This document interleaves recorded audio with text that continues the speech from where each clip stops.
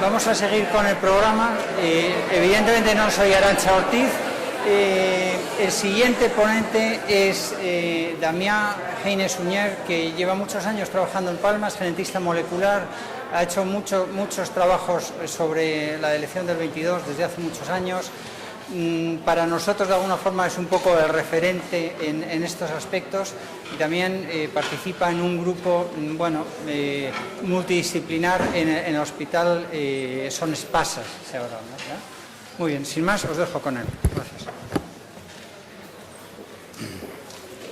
Buenos días, muy contento de estar aquí y cuando Sisto me invitó a dar esta charla me puso este título y voy a intentar ceñirme a él, aunque no soy muy especialista en algunos en bastantes de estos temas. Tenemos aquí seguramente gente más especialista que yo, pero voy a intentar de alguna forma hacerlo entendible, ya que es un tema bastante complicado. ¿De qué hablamos cuando hablamos de genética y enfermedad? Aquí debería añadir compleja, una enfermedad compleja. Todas las enfermedades tienen un componente genético en mayor o menor medida. Tenemos enfermedades en que el componente genético es mayoritario, como una fibrosis quística. Hay algunos en que el componente genético puede ser la mitad de la patología, como es la diabetes, e incluso un resfriado común. Seguramente hay un componente genético que te predispone a sufrirlo o no. Si hablamos de enfermedades hereditarias, tenemos las enfermedades hereditarias que siempre normalmente hablamos en genética, que son lo que tendríamos abajo de la gráfica, y luego las enfermedades tipo resfriado común, que tendrían un componente genético muy pequeño y en el que el ambiente jugaría un gran papel. Por en medio y hacia abajo de la tabla habría enfermedades con un alto componente hereditario tipo esquizofrenia. Si hablamos ahora las enfermedades con un alto componente hereditario, las he pasado aquí. Estas en general están causadas por un solo gen o pocos genes, y luego podemos hablar de enfermedades de herencia compleja que están causadas por muchos genes que tienen unos efectos modestos en un individuo. Una enfermedad compleja estaría causada por la interacción de múltiples genes y factores ambientales. Las enfermedades psiquiátricas básicamente cuadran dentro de la categoría de enfermedades de herencia compleja. Las enfermedades hereditarias típicas, las genéticas, quizás el síndrome 22q11 podría cuadrar dentro de esto, sería un defecto en un único gen. Se clasifican según el patrón de herencia en autosómicas recesivas, autosómicas dominantes o ligadas al sexo, que son los conceptos genéticos típicos. Pero en cambio las enfermedades complejas o multifactoriales están causadas por más de un gen, hay una gran influencia de factores ambientales, cada gen implicado puede tener un efecto pequeño, no hay una herencia clara en las familias, hay posibles interacciones entre los genes implicados, hay posibles interacciones ambiente-genes y, en general, para los clínicos, la medida de la enfermedad a veces se hace difícil. Entonces, el desafío aquí es, en una enfermedad compleja, entender la asociación entre el ADN, la enfermedad que tiene el individuo y el ambiente. Y, en general, lo que se ha apostado hasta ahora es buscar mutaciones que contribuyen, no que sean la causa única, a enfermedades frecuentes complejas, como también son el cáncer, la diabetes, el Parkinson, la esquizofrenia, el autismo, y buscamos esa variación genética que contribuye a causar esas enfermedades. Para eso voy a introducir un poquito algunos conceptos. Los seres humanos compartimos el 99,9% del genoma, todos aquí compartimos ese 99,9%, pero tenemos un 0,1% que nos diferencia a todos los que estamos aquí. Y esto es lo que hablamos, la variación genética. Entonces, hay algunos sitios en el genoma, en nuestros genomas, que son diferentes entre todos nosotros, y estos corresponden a un 0,1%.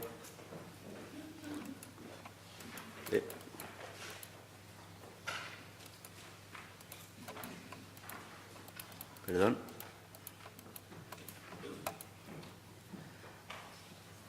ahora quiero introducir el concepto de un SNP. Un SNP es una variación genética debido al cambio de un único nucleótido en la secuencia de ADN. Si normalmente la mayoría de nosotros tenemos aquí una G, algunos de nosotros tienen una T. Cuando hay un cambio de una letra y ese cambio está en la población, hoy en día se refiere a él como un SNP, que significa en inglés Single Nucleotide Polymorphism. Es simplemente un cambio en una sola letra. Los SNPs son la forma más común de variación genética en el genoma humano. Y tenemos uno cada 300 de estas letras. Alguien de nosotros tiene una letra diferente. La mayoría de SNPs no tienen ningún efecto sobre la apariencia, el fenotipo nuestro. Es decir, no causan nada. Están en regiones que no cambia nada en nuestro aspecto, ni en enfermedad, ni en nada. Algunos de estos SNPs provocan cambios que no son muy importantes. Por ejemplo, la altura, el color de los ojos, el color del pelo. Seguramente todas estas diferencias entre nosotros están causadas por estos SNPs. Algunos SNPs, pocos, son causables de enfermedades congénitas, de aquellas enfermedades hereditarias. Y en este caso nos solemos referir a ellos como mutaciones. Yo creo que hay que tender ya a hablar solo de SNPs y cuando son muy raros y causan una enfermedad, hablamos de una mutación. Pero realmente es difícil a veces diferenciar una cosa de otra. Y eso sería la fibrosis quística, la hemofilia, etcétera, etcétera. Y algunos SNPs, que son los que hablaré yo ahora, se relacionan con el riesgo de padecer una enfermedad compleja. Por ejemplo, el cáncer es una enfermedad compleja. Aquí tenemos dos individuos fumadores, uno de ellos sufrirá cáncer y el otro no. Y la causa seguramente está en sus SNPs, en sus genes, en diferencias que hay entre estos dos individuos. No es tan sencillo.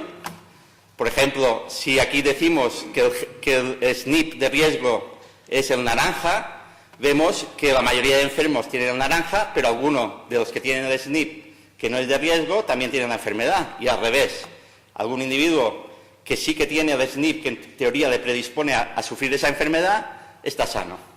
Por lo tanto, no son causas únicas de una enfermedad compleja. Ahora ya pasamos a la parte de psiquiatría.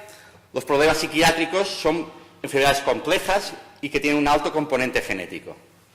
Aquí tenemos una representación de estos componentes. La depresión tendría un componente de 37%, el Alzheimer, el alcoholismo, la anorexia un 50-60%, y el autismo, la esquizofrenia, el trastorno bipolar, el déficit de atención y hiperactividad tendrían un componente de 75-80% genético. Eso no quiere decir que la herencia esté en el 80%, simplemente significa que este 80% de genética explica esa enfermedad en ese individuo.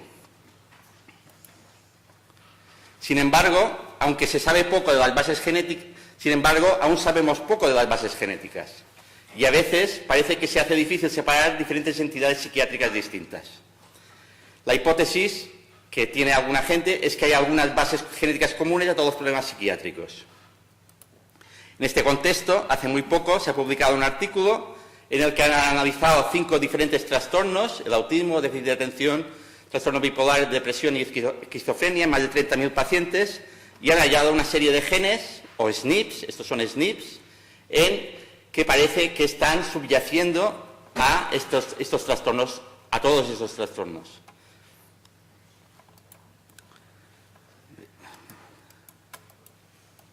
No sé por qué no, a veces.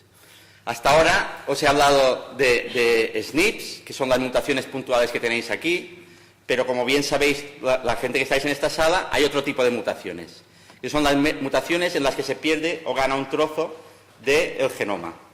Y esto sería lo que se representa aquí, en el que perdemos o ganamos un trozo del genoma. Por ejemplo, el síndrome 22q11. En este caso, se refiere muchas veces a ellos, dentro de la jerga genética, como CNVs, Copy Number Variations. Si miramos, por ejemplo, la esquizofrenia, la teoría es que está causada por miles de SNPs que nos diferencian unos a otros, que sería esta causa que tenemos aquí. Luego, mutaciones o SNPs menos frecuentes, por ejemplo, entre ellos podría haber un CNV. y también un componente ambiental importante. Si miramos la esquizofrenia, lo que sabemos hasta ahora, vemos que los SNPs que os he hablado hasta ahora, si esto es la frecuencia de la mutación en la población y esto es el riesgo que te da, vemos que los SNPs, a pesar de ser muy frecuentes en la población, nos dan unos riesgos a sufrir la enfermedad, la esquizofrenia, muy bajos. Por lo tanto, explican relativamente poco de esa patología. En cambio, tenemos una serie de CNVs, de síndromes de deleción y duplicación, que, a pesar de ser muy raros en la población, cuando los tienes, sí que te dan unos riesgos mucho más elevados. Y el CNV, la patología que te da más riesgo conocido a sufrir una esquizofrenia, sería el síndrome de deleción 22q11. Lo que se estima es que el riesgo de un paciente con 22q11 a sufrir algún tipo de trastorno psiquiátrico, de cualquier tipo, es alrededor de un 60%. Y el riesgo de un paciente con 22q11 a sufrir una esquizofrenia es alrededor de 20%. Si hablamos de la población general, cualquiera de nosotros, en principio, tiene un riesgo de alrededor del 1% de sufrir una esquizofrenia. Y en el caso de la gente que sufre un síndrome de deleción 22q11, esto está multiplicado por 20.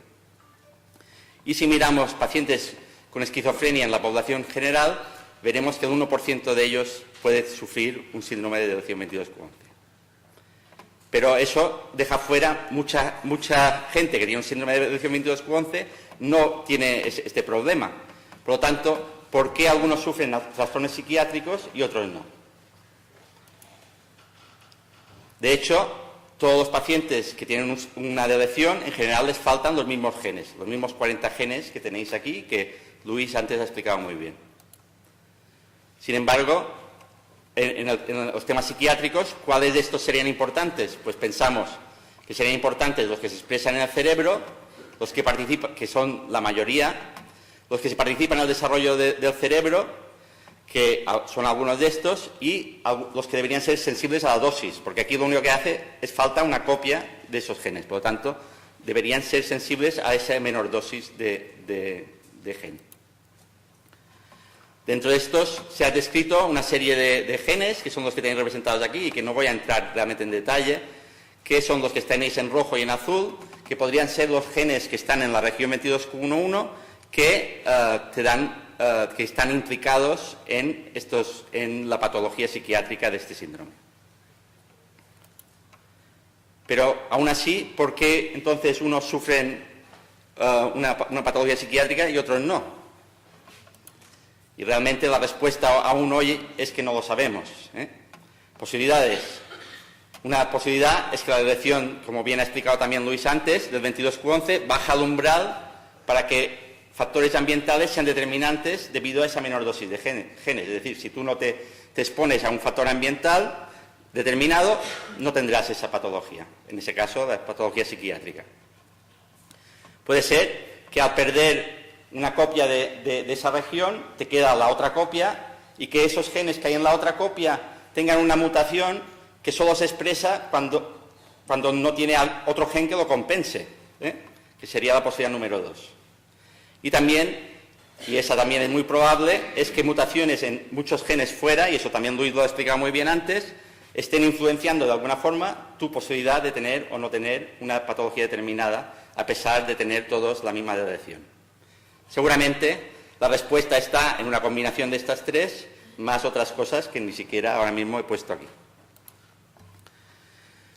Entonces, es muy importante, pienso, conocer las causas de la predisposición a problemas psiquiátricos en pacientes con deleción 22q11. ¿Y por qué?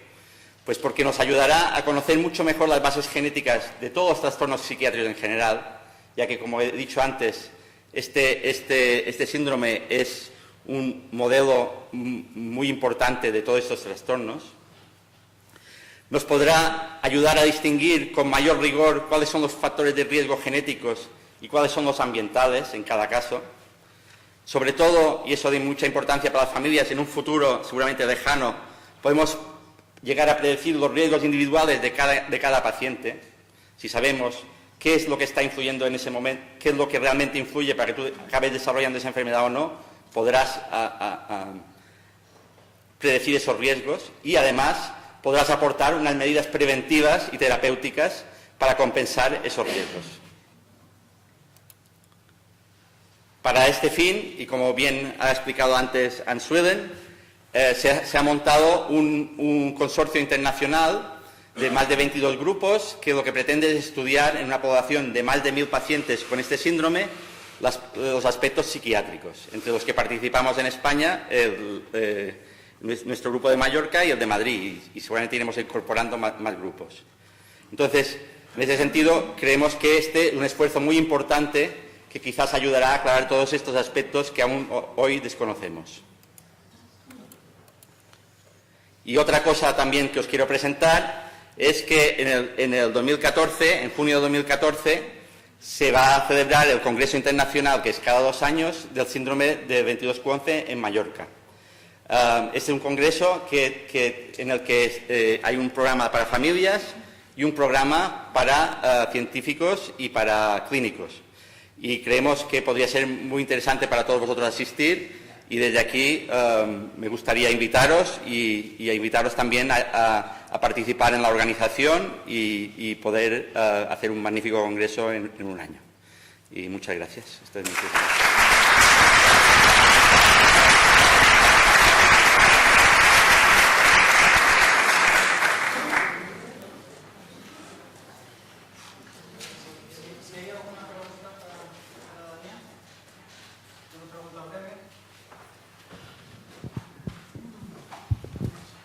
Hola, buenas. En el caso de factores ambientales, ¿se conoce cuáles son los que pueden incidir más en posibles futuros casos de problemas psiquiátricos?